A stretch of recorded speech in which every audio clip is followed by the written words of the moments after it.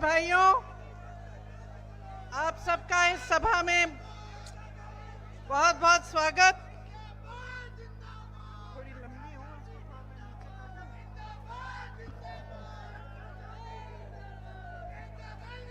श्री यशपाल आर्या जी, श्री गणेश गोडियाल जी, श्री प्रकाश जोशी जी, श्री प्रदीप टमटा जी,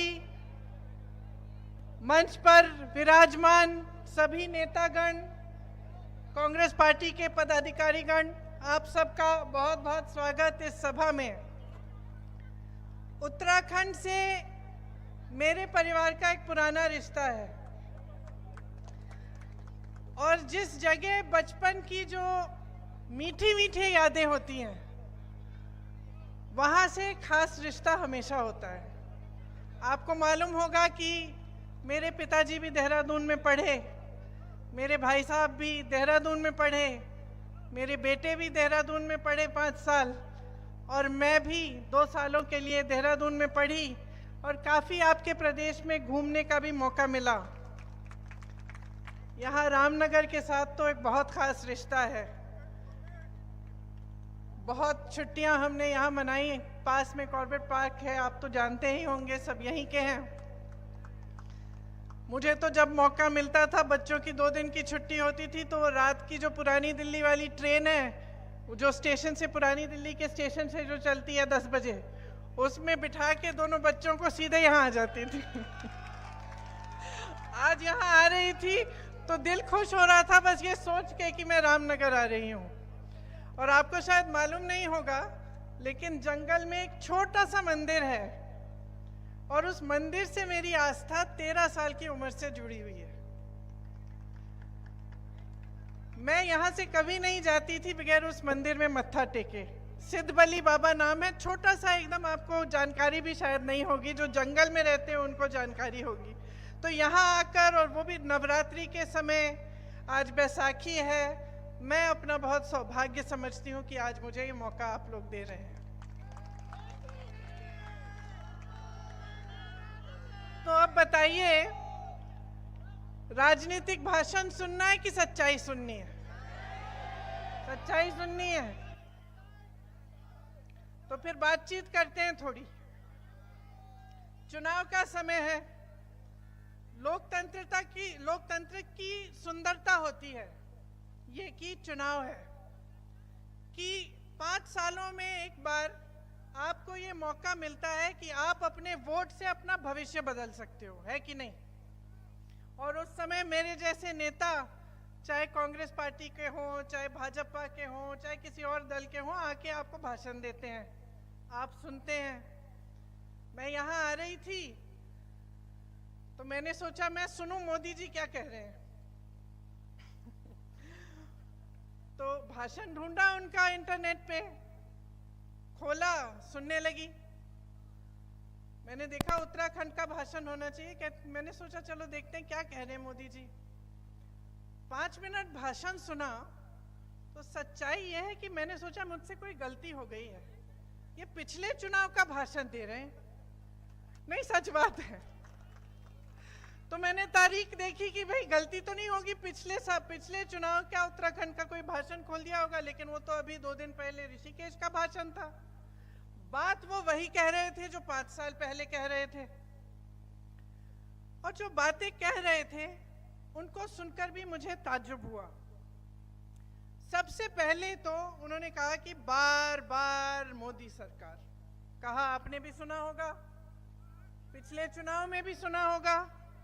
अब मन में ये बात आती है कि भाई कितनी बार मोदी सरकार, कितने सालों के लिए भुगतेंगे आप?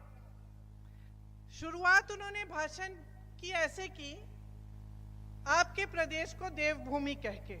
हम सब कहते हैं, सब आते हैं, सब मानते हैं कि उत्तराखंड और हिमाचल प्रदेश देवभूमि है। और भाषण के समय उन्होंने इस तरह से उसको कहा कि जैसे, क्योंकि वो इसको देवभूमि मानते हैं, इसीलिए उनके दिल में यहाँ के लिए खास जगह है। मन में मेरी ये बात आई, पिछले साल हिमाचल प्रदेश का चुनाव था, जहां जहां मोदी जी गए उन्होंने कहा कि ये देवभूमि है, हिमाचल प्रदेश को कहा, चुनाव कांग्रेस जीती। कुछ महीनों बाद आपदा आई, भयानक आपदा आई। लोगों के घर बर्बाद हो गए। एक परिवार था, 7 परिवार के सदस्य बह गए, मंदिर टूटे, पहाड़ गिर गए। उस समय जब सबसे ज्यादा जरूरत थी उस देवभूमि को, जब जनता तरस रही थी कि राहत मिले, कांग्रेस का एक एक नेता, कांग्रेस का एक एक मंत्री राहत के कार्य में जुटा हुआ था। मुख्यमंत्री खुद दौरा कर रहे थे, 24 घंटे घूम रहे थे, जाकर लोगों को राहत पहुंचा रहे थे। भाजपा का एक नेता नहीं दिखा, मोदी जी नहीं दिखे। दिखना छोड़िए, उसी भूमि को जिसे वो कह रहे थे अपने भाषण में देवभूमि कह रहे थे, जिसे वो कह रहे थे कि वो पूजते हैं, उसी भूमि के लिए उन्होंने एक पैसा राहत नहीं दिया, आज तक नहीं दिया है। जितनी राहत थी वहां हिमाचल प्रदेश की सरकार ने खुद दी, क्योंकि केंद्र सरकार देना नहीं चाह रही थी, क्योंकि देवभूमि उनके लिए सिर्फ उसी समय थी जब चुनाव का भाषण देने का समय था। जब आपदा आई, जब मुश्किलें हुई, जब लोग संकट में थे, तो देवभूमि नहीं रही। और मुझे उनका यहाँ का उत्तराखंड का भाषण सुनते हुए मेरे मन में ये बात आई कि एक उनके लिए कर्मकांड हो गया है, आदत बन गई है। मंच पे आते हैं, ऐसे ऐसे शब्द बोलते हैं, देवभूमि, धर्म, लेकिन सच्चाई बहुत दूर है इससे। और सच्चाई ये है कि हिंदू धर्म में आस्था का प्रमाण क्या होता है, बताइए, कौन बताएगा?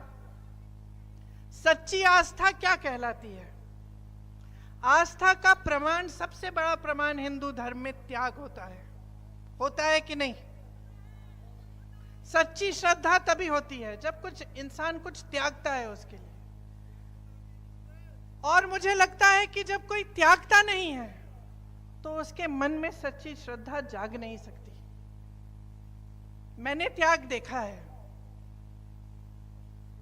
आप यहां इस प्रदेश से सरहद पे जवानों को भेजते हैं, अपने बच्चों को भेजते हैं शहीद बनने के लिए। शहादत आप समझते हैं। मैं 19 साल की उम्र में अपने पिता की टूटी हुई लाश अपनी मां के सामने मैंने रखी। मैं शहादत को समझती हूं और मैं त्याग को समझती हूं। कितनी भी गालियां दें ये मेरे परिवार को, उस पिता के लाश की अगर ये अपमान करें, उस शहीद पिता का अपमान करें, हम चुप रहते हैं, क्योंकि हमारी आस्था नहीं टूटती इस देश में, हमारी श्रद्धा नहीं टूटती, इनके कहने से नहीं टूटती, क्योंकि हमने त्याग दिया है, हमने शहादत देखी है। चाहे कितनी भी गालियां दें, चाहे कितना भी करें, ये हमारे संघर्ष को समझ नहीं सकते। और ये हमारी श्रद्धा, हमारे देश के प्रति प्रेम को कभी नहीं समझ सकते। हमारे देशभक्ति को ये देशद्रोह कहें, हमें कुछ भी कहें, हम चुप रहते हैं। हम चुप इसलिए रहते हैं क्योंकि श्रद्धा दिल में है, असली श्रद्धा है, असली आस्था है, नाम के लिए नहीं है, चुनावी भाषणों के लिए नहीं है, राजनीति के प्रयोग के लिए नहीं है, अपनी सत्ता के लिए इस्तेमाल के लिए नहीं है, सच्ची श्रद्धा है। इन्होंने अपने भाषण में ओआरओपी की बात की, सैनिकों की बात की। आपको बधाई दी कि आपके प्रदेश ने इतने सारे सैनिक सरहद पे भेजे। भाषण की बात है। अग्निवीर कौन लाया और क्यों लाया? क्यों लाए? उत्तर प्रदेश, उत्तराखंड, राजस्थान, हरियाणा में नौजवान बच्चे दौड़ लगाते हैं, वर्जिश करते हैं, परिश्रम करते हैं सेना में जाने के लिए। दिल में देशभक्ति की भावना होती है, दिल में ये भावना होती है कि हम करके कुछ दिखाएंगे अपने देश के लिए, हम अपनी देश की सीमा पे खड़े होकर उसकी रक्षा करेंगे। मोदी जी ने तय किया कि अग्निवीर जैसी योजना आएगी, सेना में भर्ती 4 सालों की होगी। जितने भी नौजवान हैं हर प्रदेश में जो तैयारी कर रहे थे, जो सोच रहे थे कि हम सरहद पे जाएंगे, देश की रक्षा करेंगे, हमें स्थिर रोजगार मिलेगा, हम अपने माता पिता की का देखभाल करेंगे, जब तक बुढ़े होंगे, जब तक बुजुर्ग हो जाएंगे, तब तक हम उनकी देखभाल कर पाएंगे। सबकी आशाएं टूटी कि नहीं टूटी? तो सच्चाई क्या है? सच्चाई मोदी जी का राजनीतिक भाषण है जिसमें वो जवानों की बात करते हैं, OROP की बात करते हैं कि उनके कार्यों में है। जब वो अग्निवीर लाते हैं, जब नौजवानों की आशाएं तोड़ते हैं, तो ये सच्चाई है कि नहीं? इसी तरह से आपने देखा होगा कि यहाँ पे पर्यटन की बातें करते हैं, कहते हैं कि पर्यटन की बहुत स्कीम गिना देते हैं आपको, लेकिन सच्चाई क्या है? सच्चाई आपके जीवन है, सच्चाई आपका संघर्ष है, सच्चाई आज की बेरोजगारी है, सच्चाई आज की महंगाई है। आपके बच्चे पढ़ते हैं, इम्तिहान देते हैं, पेपर लीक हो जाता है, घोटाला हो जाता है, 20-20 लाख की नौकरियां बिक जाती हैं। किसके राज में हो रहा है ये? 10 सालों से किसका राज है? कितना दोष देते रहेंगे कांग्रेस पार्टी को? 10 सालों से तो कांग्रेस पार्टी का राज नहीं है ना, 10 सालों से इन्हीं की पूर्ण सत्ता है, पूर्ण बहुमत रही है। कहते हैं 400 पार और बहुमत चाहते हैं और सत्ता चाहते हैं। 10 सालों में इन्होंने क्या किया है? कहते हैं 75 सालों में कुछ नहीं हुआ। अगर कुछ नहीं हुआ होता तो यहाँ उत्तराखंड का इतना हुनर कहाँ से आया? IIT, IIM पूरे देश भर में कहाँ से आए? एम्स कहाँ से आए? ये जो चंद्रयान चंद्रमा पे जाता है, इसका सारा रिसर्च, ये सब जब अगर पंडित नेहरू जी ने 1950 के बाद नहीं लगाया होता तो ये हो सकता था, ये मुमकिन होता आज। तो सच्चाई क्या है? आज इतनी महंगाई है, मेरी बहनें बैठी हैं, आपके सामने कहते हैं कि सिलेंडर का दाम घटाएंगे। अरे पिछले इतने सालों से 1200 तो था ना, था कि नहीं था? किसका राज था? बीजेपी का था? मोदी जी का था? तो पहले कम क्यों नहीं किया? पेट्रोल डीजल के दाम बढ़ते चले जा रहे हैं। किसान खेती में खून पसीना अपना दे रहा है, कुछ कमा नहीं पा रहा है। कल मैं किसी से बात कर रही थी, दिल्ली में, उत्तराखंड के हैं, पलायन करके गए हैं। मैंने पूछा भाई घर कब जाते हो? साल में एक बार जाता हूँ। मैंने पूछा दिल लगता है? बोला कि अब मजबूरी है, शहर में तो दिल लग नहीं सकता, लेकिन पूरे परिवार को ले आया हूँ। साल में एक बार 1 महीने का मौका मिलता है, जब जाता हूँ तो ऐसा लगता है कि 1-2 महीने और बैठूं। दिल नहीं करता घर आने, यहाँ आने का। घर तो मेरा वहाँ है, पहाड़ों में, उन वादियों में, लेकिन दीदी मैं क्या करूँ? वहाँ नौकरी नहीं मिलती, वहाँ रोजगार नहीं मिलता। तो ये बड़ी बड़ी बातें, टूरिज्म, ये वो, ऐसी स्कीम वैसी स्कीम, तो सच्चाई पे क्यों नहीं उतर रहे हैं? तो रोजगार क्यों नहीं है आपके प्रदेश में? आपको बाहर क्यों जाना पड़ रहा है? इतना हुनर है। कुछ दिनों पहले मैं विदेश में थी, विदेश में एक रेस्टोरेंट में थी, तो एक व्यक्ति आए मेरे पास कि फोटो खींच लूं मैं आपके साथ। मैंने कहा खींचिए। कहाँ के हैं? मैं उत्तराखंड का हूँ। क्या करते हैं? खाना पकाता हूँ। और उन्होंने मुझे बताया कि कितने हुनर के साथ कितने सारे उत्तराखंडी लोग बाहर विदेश में शेफ बने हुए हैं, बड़े बड़े ऐसे कार्य कर रहे हैं, लेकिन उनको यहाँ पे आपके अपने प्रदेश में रोजगार नहीं मिल रहा है। हम क्या कह रहे हैं? हम एक सीधी सी बात कह रहे हैं, जहां भी जाती हूं मैं यही कहती हूं, चुनाव को मुद्दे पर लड़वाओ। नेताओं को ये कहती हूं, जब मुझे कहते हैं कि भाई मोदी जी ने ऐसे कह दिया, वैसे कह दिया, हम क्या करें, धर्म की बातें करते हैं, मैं कहती हूं आप मुद्दों की बात करो। 10 साल बीत गए हैं, सब कुछ देख लिया जनता ने, जितने काम आपने करने थे वो कर लिए आपने, देख लिया है जनता ने क्या किया क्या नहीं किया। अब जनता चाहती है कि मुद्दों पर चुनाव लड़ा जाए, और मैं आपसे कह रही हूं, आपके मुद्दे क्या हैं आज? क्या है? रोजगार, यही पेपर लीक, यही 20-20 लाख के जो रोजगार बिक रहे हैं, ये जो नौजवान बच्चे सारे बेरोजगार बैठे हैं, क्योंकि सरकार की कोई स्कीम नहीं है। इनकी स्कीम है कि जो भी है बड़े बड़े उद्योगपतियों को पकड़ा दो।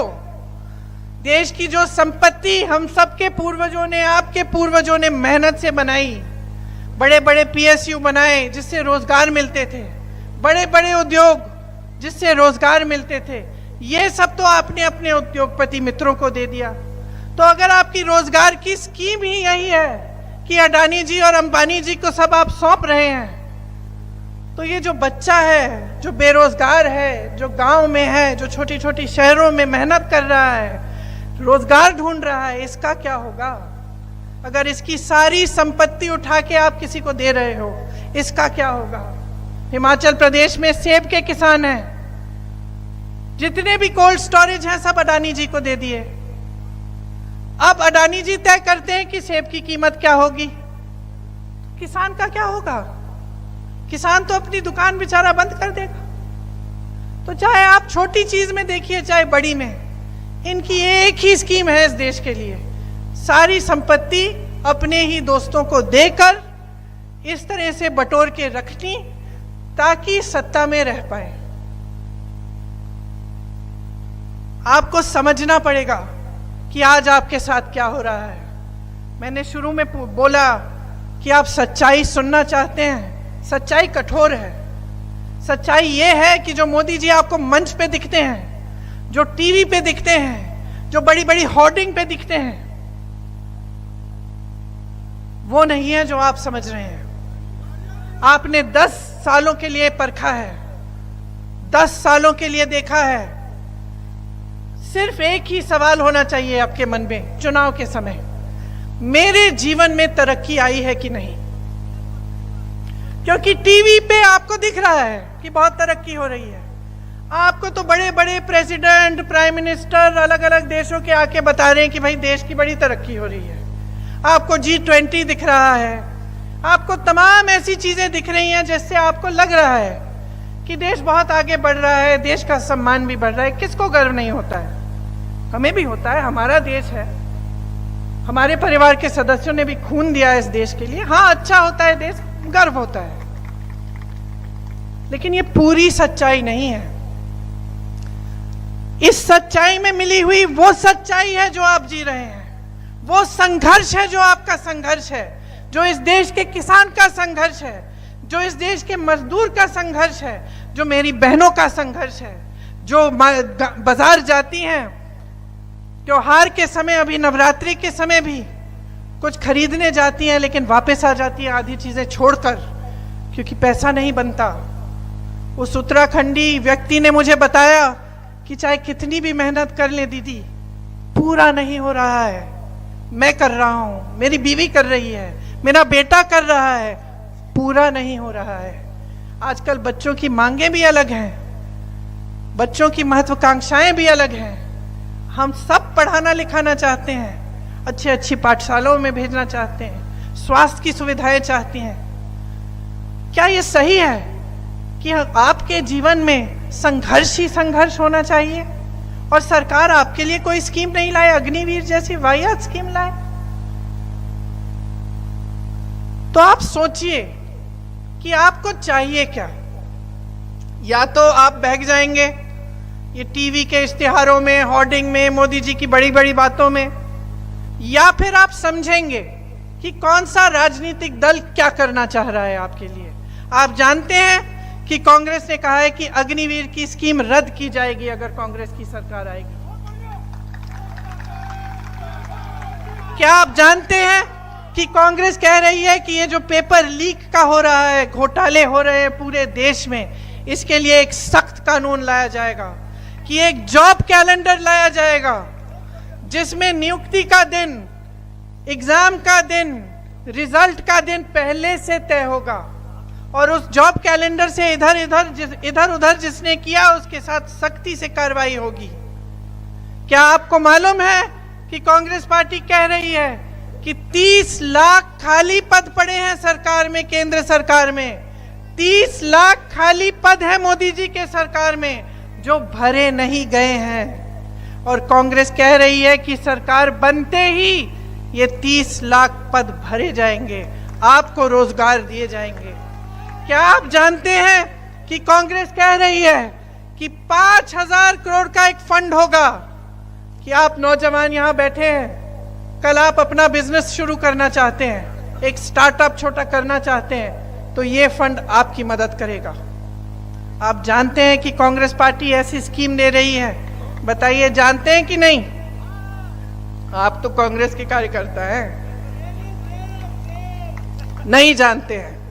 क्यों नहीं जानते हैं? क्योंकि सबसे बड़ा जो आक्रमण आज हो रहा है इस देश में आपकी जागरूकता पे है। आपके पास जानकारी पहुंच ही नहीं रही है। आप टीवी पे एक ही चीज देखते हैं, आप मीडिया में एक ही चीज देखते हैं, फोन खोलते हैं एक ही चीज देखते हैं, और वो एक ही चीज जो मोदी जी की प्रशंसा हो रही है दिन रात, वो इसलिए देख रहे हैं क्योंकि वो पूरी मीडिया और जो भी आपको दिख रहा है, जो भी आप सुन रहे हैं, सारा बिका हुआ है। सच्चाई आपको दिख नहीं रही है। तो मैं यहां मंच पे खड़ी होकर क्या कहना चाहती हूं आपको, कि जाग जाओ, जाग जाओ। आपके भविष्य का सवाल है। हम तो घर चले जाएंगे, भगवान की कृपा से भविष्य तो ठीक ठाक होगा हमारा। नेता हैं सब, चाहे हम इस पार्टी के हों उस पार्टी के हों। आपका क्या होगा? नहीं, मैं पूछ रही हूं आपसे, मैं पूछ रही हूं आपसे, आपका क्या होगा? क्या आप 5 साल और यही होर्डिंग देखते रहेंगे, टीवी देखते रहेंगे कि कहीं ना कहीं तरक्की हो रही है, कि कहीं ना कहीं किसी नौजवान को मोदी जी ने नौकरी दे दी होगी, लेकिन हमें नहीं पता क्योंकि हमें तो नहीं मिल रही है। अरे हमारे घर में तो वही हो रहा है, उतनी महंगाई बढ़ती चली जा रही है, कुछ खरीद नहीं पा रहे हैं, रोजगार नहीं मिल रहा है, नौकरी ढूंढ ढूंढ कर हमारा बेटा भटक रहा है। हमने तो पढ़ाया, मेहनत की, बीएससी कर ली, एमएससी कर ली, किसी न किसी तरह जुगाड़ करके हमने ट्यूशन के पैसे भी भर लिए, रोजगार के लिए एग्जाम भी दे दिया, फिर भी कोई रोजगार नहीं है। 5 साल और ये चाहते हैं आप, 5 साल और ये चाहते हैं कि यहां आकर नेता आपको बोले देवभूमि है, देवभूमि है, लेकिन जब आपदा आए तो इनकी सिर्फ पीठ दिखती है आपको। क्या 5 साल और आप ये देखेंगे कि मंच पर आकर आपको कहेंगे कि पर्यटन की बड़ी बड़ी स्कीमें हैं, लेकिन जमीन पे एक स्कीम नहीं उतरती, सिर्फ आपको एक 5 किलो का राशन मिलता है। आप उसी से क्या 5 साल खुश रहेंगे? मैं ये नहीं कह रही हूं कि बुरी बात है, अच्छी बात है, चलो ये बात की है तो अच्छी बात है, लेकिन काफी नहीं है। जैसे आप ही के एक बेटे ने मुझे बताया कि दीदी हम मेहनत कर रहे हैं, सब मेहनत कर रहे हैं, पूरी नहीं हो रही है, उस तरह से मैं आपसे कह रही हूं कि ये जो एक बोरा राशन आपको दे रहे हैं, इससे आपका भविष्य पूरा नहीं हो रहा है। जाग जाओ, जाग जाओ। आज अगर बदलाव नहीं लाओगे, अगर सही नेता को नहीं पहचानोगे, अगर सही तरह की राजनीति को जबरदस्ती इस देश में नहीं लाओगे और बदलाव नहीं लाओगे, तो आपका भविष्य उज्जवल नहीं हो सकता।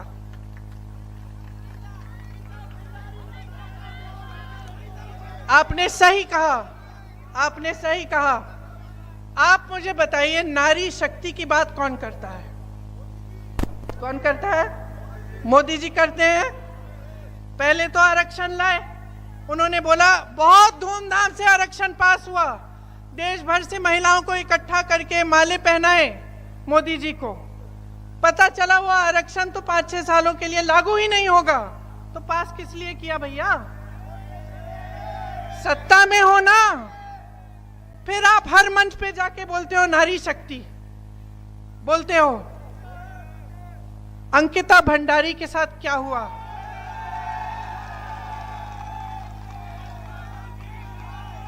जिन्होंने उसका शोषण किया, जिन्होंने उनकी हत्या की, उनको संरक्षण कौन दे रहा है? मोदी जी बताएं।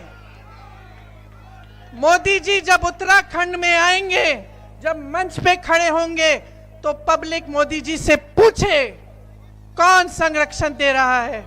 मोदी जी से पूछे कि जब हाथरस में वो कांड हुआ था, जब उस महिला को जलाया गया था बीच रात में, तो जिसने जलाया उनको संरक्षण किसने दिया? मैं गई थी, मैंने उस महिला के परिवार से बात की, उन्होंने मुझे बताया किसने संरक्षण दिया। आप मोदी जी से पूछिए किसने संरक्षण दिया। उन्नाव में जो हुआ, उन्नाव में एक लड़की को उसके साथ अत्याचार करने के बाद उसको जलाया गया, वो 1 किलोमीटर चली, जलते जलते चली। उसके परिवार से मैं मिली, परिवार ने न्याय मांगा। मैं पूछती हूं कि उसके हत्यारों का संरक्षण किसने किया? मोदी जी से पूछिए। मोदी जी से पूछिए कि जब एक फौजी की बीवी के साथ अत्याचार हुआ मणिपुर में, जब उसका वस्त्रहरण हुआ और उसको ऐसे चलाया गया पूरे गांव के सामने, तो उन लोगों का संरक्षण उनको किसने दिया? किसने दिया? मोदी जी से पूछिए। मोदी जी से पूछिए कि जब ओलंपिक का मेडल जीत के आई, जो रेसलर्स थी महिलाएं जीत के आई, तब तो आपने चाय पिलाई उन्हें, घर बुलाया उनको, और जब सड़क पे बैठी कि हमारे साथ अत्याचार हो रहा है, मोदी जी सुन लीजिए, मोदी जी 5 मिनट के लिए हमसे बात कर लीजिए, तो मोदी जी कहां थे? कहां थे मोदी जी? जब उत्तराखंड आएंगे मोदी जी, उनसे पूछिए कि ये जो आप नारी शक्ति की बात करते हैं, इसका मतलब क्या है? मोदी जी, मतलब क्या है? आप कोई भी ऐसी बात करते हैं जिसमें गहराई है, जिसमें असली श्रद्धा है नारी के लिए, नौजवान के लिए, सैनिक के लिए, किसान के लिए। किसान निधि की बात करते हैं, किसान निधि की बात करते हैं, कहते हैं बहुत खुश होना चाहिए किसानों को क्योंकि हमने किसान निधि दी है। बहुत अच्छा। जब आपदा आती है तो किसान के पास कोई आता है मुआवजा देने के लिए? मुआवजा मिलता है? जब किसान आंदोलन कर रहा था, मोदी जी कहां थे? मैं बताती हूं कहां थे। किसान आंदोलन कर रहा था दिल्ली के बॉर्डर पे, ठंड में 600 किसान शहीद हुए, बैठे थे ठंड में, पानी काटा गया उनका, कभी कभी बिजली काट देते थे, महीनों के लिए बैठे रहे। मोदी जी कहां थे? दुनिया में भ्रमण कर रहे थे, और जब दिल्ली में थे तो उनका घर मात्र 6-7 किलोमीटर दूर था। एक बार किसानों को बुलाया नहीं, एक बार किसानों के पास नहीं गए, एक बार किसानों की सुनवाई नहीं हुई। चुनाव आने लगा, उत्तर प्रदेश का चुनाव था उस समय, मैं प्रचार कर रही थी उधर। चुनाव का समय आने वाला था, 2 महीने बचे थे, अब चुनाव आ रहा है, अब सत्ता की बात है, अब राजनीति की बात है, अब सत्ता बचानी है। किसान के जो काले कानून थे वापस ले लिए, लेकिन जब तक चुनाव नहीं आया तब तक किसान सड़क पे बैठा रहा और मोदी जी उनकी सुनवाई नहीं किए। अब कांग्रेस पार्टी क्या कह रही है कि हम एमएसपी को कानून बनाएंगे, कि हम उत्तराखंड में जिस तरह से हिमाचल में जो बंजर वादियां हैं उनका कल्टीवेशन करवाएंगे, क्लस्टर में करवाएंगे, ताकि यहाँ पे भी मशरूम, हल्दी, इस तरह की चीज उग सकती हैं और उनका अच्छी तरह से निर्यात, आयात निर्यात हो सकता है। हम कह रहे हैं कि किसानों के लिए जो मोदी जी ने किया उसको आप समझिए। ये जो जीएसटी लगाई है, इससे सबसे ज्यादा नुकसान किसको होता है? छोटा दुकानदार जो होता है, जो अपना कारोबार करता है, और किसान। क्योंकि किसान जिस चीज को इस्तेमाल करता है खेती करने के लिए, उस हर चीज पे जीएसटी लगी हुई है। तो महंगाई उसके लिए तो आसमान छू रही है। कमाई कम होती जा रही है, कमाई खेती से कम होती जा रही है, खेती से रोजगार भी कम होते जा रहे हैं। तो कांग्रेस पार्टी कह रही है कि किसानों के लिए जो भी आप इस्तेमाल करते हैं खेती में, वो अब जीएसटी से मुक्त हो जाएंगी चीजें। वो सारा सामान जीएसटी से मुक्त हो जाएगा। हम छोटे छोटे कारोबारों को मजबूत बनाना चाहते हैं। हम छोटे कारोबारों को मजबूत बनाना चाहते हैं कि ताकि इनसे रोजगार बने। आप जानते हैं कि अडानी जी क्या करते हैं? कोई बता सकता है कि अडानी जी के जो इतने सारे बिजनेस हैं इस देश में, कितने रोजगार देते होंगे? हाँ, चलो 23,000। अब मुझे मालूम नहीं कि ये सच या सही आंकड़ा है कि नहीं, लेकिन क्या आपको लगता है कि एक उद्योगपति जो पूरे देश के बंदरगाह उसके पास हो गए हैं, दिए गए हैं उसको, सारे हवाई अड्डे उसके पास है, बड़े बड़े कारखाने उसके पास हैं, सारी कोल्ड स्टोरेज उसके पास है, ये सारी जितना भी इंफ्रास्ट्रक्चर है तमाम उसके पास है, और मात्र इतने सारे रोजगार? बस एक जमाने में टाटा बिरला, आपने सुना है? आपको मालूम था कि क्या बनता है? टाटा ट्रक बना रहा है, कुछ और बन रहा है, ये आप जानते थे कि भाई ये काम है इनका, ये बनाते हैं और ये बनाने में हमें रोजगार मिलता है।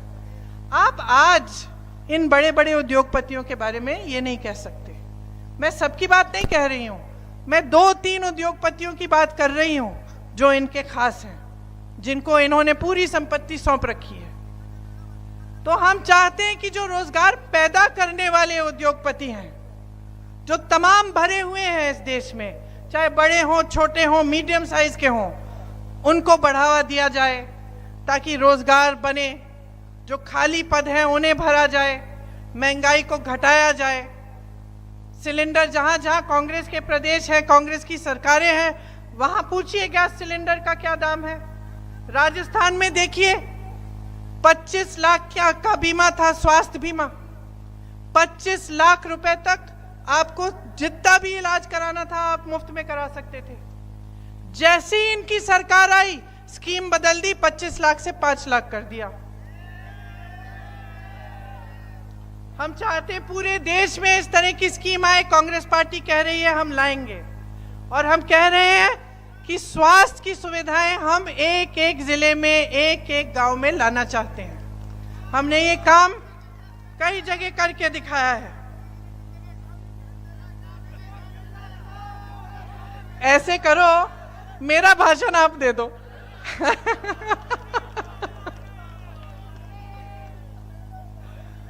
सही कह रहे हो, सही कह रहे हो। अब मोदी जी कहते हैं कि सब भ्रष्ट हैं, सिर्फ वही पाक हैं, कहते हैं कि नहीं? और अपने मुंह मियां मिट्ठू खुद की तारीफ खुद करते हैं कि भाई मैं ही एक ईमानदार हूं इस पूरे देश में, बाकी सब चोर हैं। 2 मुख्यमंत्रियों को जेल में डाल दिया, हाँ? बाकी जितने मुख्यमंत्री उनके नहीं है उन पे केस डाल दिए। मेरे भाई का घर ले लिया, ये पता नहीं क्या क्या कर दिया, कैसे कैसे केस, कहीं सूरत में केस है तो कहीं बिहार में केस है तो कहीं और केस, ताकि वो दौड़ते रहे एक जगह से दूसरी कचहरी में। ठीक है, सारी एजेंसियों का इस्तेमाल कर लिया, सारी एजेंसियों का इस्तेमाल कर लिया कि भाई इस पे दबाव डालो, इसको भाजपा में ले आओ, उस पे दबाव डालो, उसकी सरकार तोड़ दो। हिमाचल में पैसे दे दिए विधायकों की, तुम इधर से उधर हो जाओ, हमारी पार्टी में आ जाओ। और ये काम सरकारों को तोड़ने का, लोगों को भ्रष्ट कहने का, एजेंसियां भेजने का, ये काम करते जा रहे हैं दिन भर। बहुत व्यस्त हैं इस काम में, इतने व्यस्त हैं कि आपके रोजगार के बारे में भूल गए हैं, कि महंगाई के बारे में भूल गए हैं। और फिर सच्चाई सुनिए, सच्चाई सुनिए कि सुप्रीम कोर्ट का ऑर्डर आया कि ये जो चंदा ले रहे हैं इसका खुलासा करिए। खुलासा किया, क्या पता चला? जो पुल बनाया था गुजरात में जो गिर गया, उसका चंदा खा गए। जो वैक्सीन लगी थी आपको कोविड में, उसका, जोर से बोलो, अब ऐसे अनगिनत चीजें हैं उसमें। किसी को ये ठेका दिया, चंदा लिया, किसी को पे एजेंसी डाल दी, उससे चंदा ले लिया कि भैया अब रिहा हो गए हो तुम, एजेंसी तुम्हें छोड़ देगी। तो भ्रष्ट कौन है? भ्रष्ट कौन है बताइए?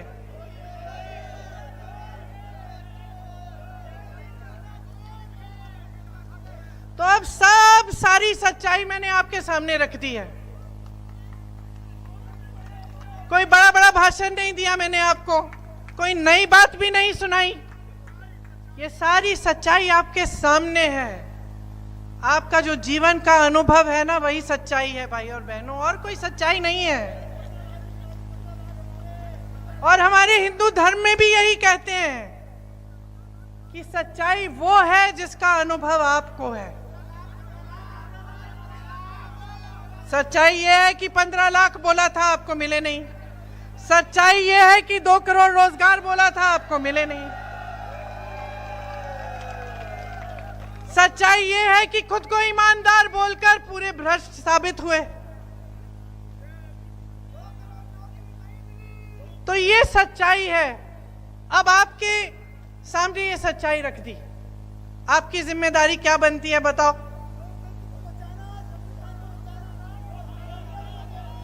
तुम तो नेता बनोगे।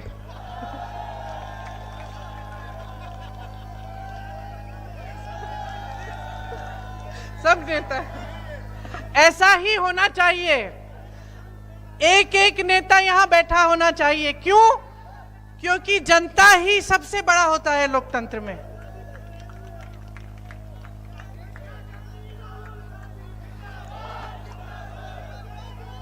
देखिए, आप पब्लिक हैं, ये लोकतंत्र है। इस लोकतंत्र के लिए बहुत मेहनत की बहुत लोगों ने, आपके पूर्वजों ने की। अब आपकी बारी है कि आप भी मेहनत करें। क्या मेहनत? आप अपनी जिम्मेदारी को समझें, जागरूक बने। जो पार्टियां कह रही हैं, जो स्कीम आपके लिए लाना चाहती हैं, देखिए कि भाई ये सच्चाई है कि नहीं। अच्छा, ये ऐसा कह रहे हैं, ओपीएस की बात हुई, क्या कांग्रेस के प्रदेशों में आज ओपीएस लागू है कि नहीं? पता करिए ना, क्योंकि लागू है। जो कांग्रेस ने गारंटी दी, क्या वो लागू है कि नहीं? क्या कर्नाटका में जो महिलाओं को कहा था कि 1500 रुपए आपको मिलेंगे, वो मिल रहे हैं कि नहीं? या शायद कर्नाटका में और थे, 2000 थे। आज हम कह रहे हैं कि हर गरीब महिला को 1 लाख रुपए सालाना मिलेंगे। केंद्र देगी, केंद्र की सरकार देगी। आज हम कह रहे हैं कि अगर एक नवयुवक के पास रोजगार नहीं है, उसको सरकार पैसे देगी जब तक उसको रोजगार नहीं मिलता है। अप्रेंटिसशिप की स्कीम है। तो ये सब बातें आप समझिए, इनको जानिए, क्योंकि इन्हीं से आपका भविष्य जुड़ा है। जो आप देख रहे हैं वो सच्चाई नहीं है। तो अपने अनुभव पर उतरिए, अपनी असलियत को समझिए। और जो नेता आपके सामने हैं, जो धर्म की बातें करते हैं लेकिन धर्म का इस्तेमाल करते हैं वोट लेने के लिए, उनको समझिए। परख लिया आपने, देख लिया है, बहुत हो गया है। अब ये बार बार मोदी सरकार नहीं चलेगी। इस बार जनता की सरकार बननी चाहिए। इस बार उस बेरोजगार नौजवान की सरकार बननी चाहिए, उसको रोजगार मिलना चाहिए। इस बार एक ऐसी सरकार बननी चाहिए जो सर्वप्रथम, जिसके लिए सर्वोपरि आप है, जिसके लिए सर्वोपरि आपके मुद्दे हैं। आपकी महंगाई कम करना, आपके रोजगार दिलवाना, आपके लिए शिक्षा की सुविधाएं, आपके लिए स्वास्थ्य की सुविधाएं, कि आप गर्व से कह सकते हैं कि मैंने ये सरकार चुनी, ये मेरी सरकार है। अब बहुत लंबा हो गया मेरा भाषण, आपने खूब उसमें अपने मुद्दे डाले, तो मैं आज्ञा चाहती हूं, जब आप वोट डालने जाएंगे और किसी का मत सोचिए, और किसी का मत सोचिए, ना मोदी जी का ना किसी और का, अपना सोचिए, अपनी सोचिए, अपने भविष्य के बारे में सोचिए, अपने बच्चों के बारे में सोचिए। और अपने भविष्य को बनाने के लिए एक ही सरकार आ सकती है, कांग्रेस की सरकार। आप सब ने बहुत ध्यान से मेरी बातें सुनी, आपको बहुत बहुत धन्यवाद। एक बार मेरे साथ कहिए, जय हिंद, जय हिंद, जय हिंद।